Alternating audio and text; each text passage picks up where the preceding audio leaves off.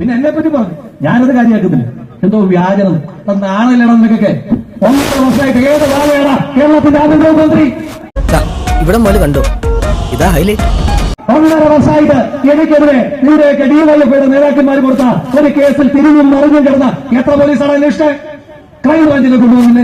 എത്ര കേരള പോലീസിനെ കൊണ്ടുപോകുന്നു? ഇങ്ങനെ ഒരു നാണവും മാനവും ഇല്ലാതെ വ്യാജ വ്യാജ വ്യാജ എന്ന് കരയാനല്ലാതെ ഒരു FIR എടുപ്പിക്കാൻ നിങ്ങളുടെയൊക്കെ ആഭ്യന്തര വാഴയ്ക്ക് കഴിഞ്ഞിട്ടുണ്ടോ? ഇവന്റെ കോമഡി കണ്ട ചിരിച്ച് പൊങ്കാലായിട്ട് അടിച്ചു കൊല്ലാൻ തോന്നുന്നു, മിണ്ടരുത്. അതുകൊണ്ട് ഈ കരച്ചിലൊക്കെ സൗകര്യം പോലെ ചങ്ങാതി പിണറായിലെ വീട്ടിൽ വരുമ്പോ നിന്നെയൊക്കെ അകത്തേക്ക് കയറ്റുമെങ്കിൽ ഈ കരച്ചിലൊക്കെ അവിടെ കൊണ്ടുപോയി തീർത്താൽ മതിയെന്ന് എന്റെ വാക്ക് കേൾക്കുന്ന ആ ഇരുട്ടിൽ ഫ്ലക്സ് ബോർഡ് വെച്ചവന്മാരോട് പറയുക. ആ ബോർഡ് തകർക്കാൻ ഞങ്ങൾക്ക് അധികം സമയമൊന്നും വേണ്ട. ഇപ്പോ ഗാന്ധിയുടെ പ്രതിമ നിങ്ങൾ തകർക്കും, അതാ ഞാൻ പറഞ്ഞത്. പുറത്തുള്ള മാർക്സും ഉള്ളിൽ കിടക്കുന്ന ജവാനും കൂടെ ചേരുമ്പോഴാണ് ഗാന്ധി ഏതാണ് അംബേദ്കർ ഏതാണ് എന്ന് നിനക്ക് തിരിച്ചറിയാൻ പറ്റാത്തത്. അതുള്ളപ്പോ അമ്മ ഏതാ പെങ്ങളേതാന്ന് തിരിച്ചറിയാൻ പാടില്ലാത്തവന്മാരാണ് നമ്മളെ ഗാന്ധിയെ തിരിച്ചറിയണം എന്ന് പറയുന്നത്.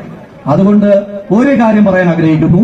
ആ ഗാന്ധിയുടെ സ്തൂപം നിന്ന സ്ഥലത്ത് തന്നെ ശ്രീ കെ സുധാകരൻ തറക്കല്ലിട്ട് അതേ മണ്ണിൽ തന്നെ ഗാന്ധിയുടെ സ്തൂപം സംസ്ഥാന യൂത്ത് കോൺഗ്രസ് കമ്മിറ്റി ഒരുക്കുകയും ചെയ്യും, ഉയർത്തുകയും ചെയ്യും. പ്രിയപ്പെട്ട ഞങ്ങളുടെ പ്രസിഡന്റ് ശ്രീ കെ സുധാകരൻ ആ ഗാന്ധി പ്രതിമ അവിടെ വന്ന് അനാച്ഛാദനം ചെയ്യുകയും ചെയ്യും.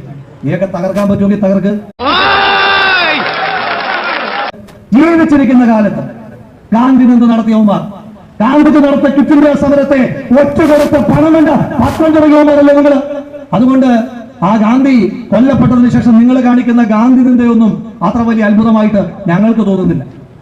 ഇവിടെ രാജ്യം ഒരു യുദ്ധത്തിന്റെ വക്കിൽ നിൽക്കുമ്പോ അതിർത്തിയിലെ എല്ലാ പ്രദേശത്തുമുള്ള മനുഷ്യന്മാർ ജീവഭയത്താൽ കഴിയുമ്പോ, അങ്ങനെ ജീവഭയത്താൽ കഴിയുമ്പോഴും നമ്മുടെ ശത്രു രാജ്യമായ പാകിസ്ഥാനോട് ഒരു കടുകുമണിയുടെ കോംപ്രമൈസ് പോലും ചെയ്യില്ല എന്ന് കരുതിക്കൊണ്ട് അതിർത്തിയിൽ ഒരു മനുഷ്യൻ പോലും മാറാതെ ഈ രാജ്യത്തെ വീരന്മാരായ സൈനികന്മാർ കണ്ണിമ ചുമ്മാതെ അതിർത്തിയിൽ കാവലിരിക്കുമ്പോ ഒരു രാജ്യം മുഴുവൻ ഈ രാഷ്ട്രത്തിന് വേണ്ടി, ഈ രാഷ്ട്രത്തിന്റെ പ്രിയപ്പെട്ട പുത്രന്മാർക്ക് വേണ്ടി പ്രാർത്ഥിച്ചുകൊണ്ടിരിക്കുന്ന അതേ രാത്രി പ്രിയപ്പെട്ട യൂത്ത് കോൺഗ്രസിന്റെ നിയോജകമണ്ഡലം കമ്മിറ്റിയുടെ സെക്രട്ടറി ശ്രീ സനീഷിന്റെ വീട്ടിലേക്ക് നിങ്ങൾ അക്രമം അഴിച്ചു വിട്ടില്ലേ?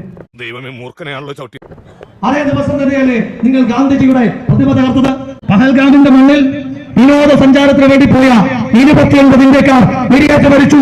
പാകിസ്ഥാന്റെ തീവ്രവാദികളുടെ, പാകിസ്ഥാൻ പട്ടാള സ്പോൺസർ ചെയ്യുന്ന തീവ്രവാദികളുടെ വെടിയേറ്റ് മരിച്ചു.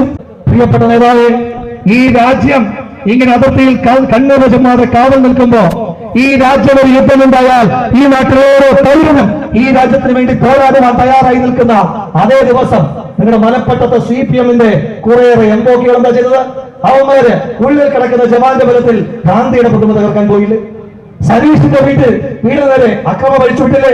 ഇങ്ങോട്ട് വരുന്ന വഴിയിൽ എത്രയേറെ CPM-ന്റെ ഓഫീസുകൾ ഉണ്ടായിരുന്നു, എത്രയേറെ CPM-ന്റെ കൊടിമരങ്ങൾ ഉണ്ടായിരുന്നു. എന്താ ചങ്ങാതിമാരെ CPM-കാരെ നിങ്ങളുടെ വിചാരം? നിങ്ങളുടെ കൊടിമരം കാറ്റത്താടാത്ത കൊടിമരമാണ്. നിങ്ങളുടെ കൊടിമരം ഞങ്ങൾ പിഴുതാൽ പിഴാത്ത കൊടിമരമാണ് എന്ന് വല്ല തെറ്റിദ്ധാരണയും നിങ്ങൾക്കുണ്ടോ? അങ്ങനെ ഒരു അജണ്ട ഞങ്ങൾക്കില്ല. പണ്ട് നിങ്ങളുടെ നേതാവ് പറഞ്ഞതുപോലെ നിങ്ങളും കൊല്ലപ്പെടാൻ പാടില്ല, ഞങ്ങളും കൊല്ലപ്പെടാൻ പാടില്ല, നിങ്ങളും കല്ലെറിയാൻ പാടില്ല, ഞങ്ങളും കല്ലെറിയാൻ പാടില്ല എന്ന് തീരുമാനം എടുത്തുകൊണ്ടാ. അതല്ലാതെ ആ മേളില്, ആ കടയ്ക്ക് മേളിൽ 20 പേര് ഇവിടെ നേരത്തെ ആരോ സൂചിപ്പിച്ചതുപോലെ ഈ നിൽക്കുന്ന യൂത്ത് കോൺഗ്രസ്സുകാരന്മാർ ആരൊന്ന് തുമ്മിയാൽ തെറിച്ചു പോകുന്ന ആ 20 എംബോക്കികളെ കൈകാര്യം ചെയ്യാൻ ഞങ്ങൾക്ക് അറിയാൻ പാടില്ല. എന്നിട്ട് വീടുന്നതാണോ? വീടുന്നതാ.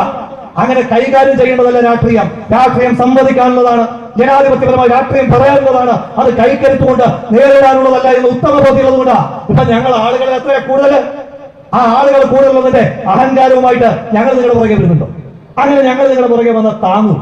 നിങ്ങളൊരു വിചാരമുണ്ട്, നിങ്ങളെന്തോ വലിയ പാർട്ടി. എന്റെ പുനാര ചങ്ങാതിമാരെ, നിങ്ങൾ ഈ പാർട്ടി കളിച്ച് ഇന്ന് കേരളത്തിന്റെ ഒരു ഇട്ടാവട്ടത്ത് മാത്രമുള്ള ഒരു പ്രാദേശിക പാർട്ടിയാണ് നിങ്ങളുടെ പാർട്ടി.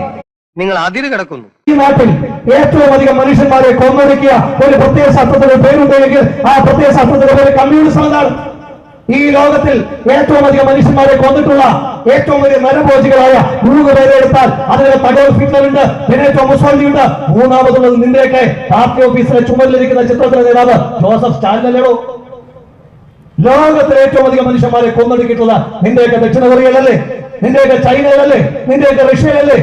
ഈ രാജ്യത്ത് നിങ്ങൾ അടക്കി വലിച്ച ബംഗാളിൽ എത്ര മനുഷ്യന്മാരെ കൊന്നൊടുക്കിയത്? മനുഷ്യന്മാരെ കൊന്ന് കുഴിച്ചുമൂടി, ചില മനുഷ്യന്മാരെ പച്ചജീവനെ കുഴിച്ചുമൂടിയതിനു ശേഷം ഉപ്പ് വരലിട്ട് വെച്ചതിന്റെ കഥ പറഞ്ഞത് നിങ്ങളുടെ മുൻ മന്ത്രിയല്ലേ ബംഗാളിലെ? ഈ കണ്ണൂരിന്റെ മണ്ണിൽ നിങ്ങൾ എത്ര എണ്ണത്തിനെ കൊന്നത്, എത്ര മനുഷ്യന്മാരെ കൊന്നത്, ഏറ്റവും കൂടുതൽ കൊല്ലപ്പെട്ട ഷുഹൈബ് അടക്കം എത്ര പേരെ നിങ്ങൾ കൊന്നൊടുക്കിയത്?